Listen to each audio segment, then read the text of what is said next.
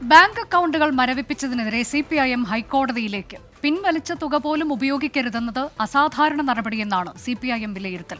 വിഷയത്തിൽ നിയമോപദേശം തേടി. എൻഫോഴ്സ്മെന്റ് ഡയറക്ടറേറ്റും ആദായ നികുതി വകുപ്പും ഗൂണ്ടായിസം കാണിക്കുകയാണെന്ന് MV ഗോവിന്ദൻ കുറ്റപ്പെടുത്തി.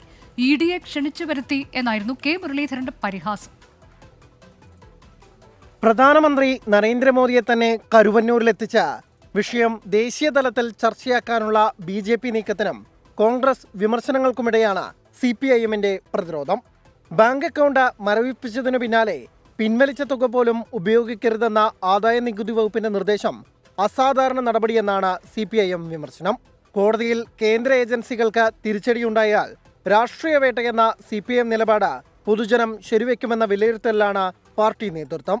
എൻഫോഴ്സ്മെന്റ് ഡയറക്ടറേറ്റും ആദായ നികുതി വകുപ്പും CPIMനോട് ഗുണ്ടായിസം കാണിക്കുകയാണെന്ന് സംസ്ഥാന സെക്രട്ടറി MV ഗോവിന്ദൻ.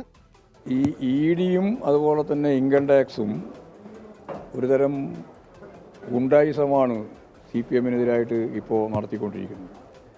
നിയമപരമായ കാര്യങ്ങളെല്ലാം വിട്ട് പാർട്ടിയെ ഭയപ്പെടുത്താൻ വേണ്ടിയിട്ടുള്ള ശ്രമമാണ് നടത്തുന്നത്. അത് നിയമപരമല്ല. നിയമപരമല്ലാതെ എല്ലാറ്റിനെയും നിയമപരമായി കൈകാര്യം ചെയ്യുക എന്നുള്ളത് തന്നെയാണ് ഉദ്ദേശിക്കുന്നത്.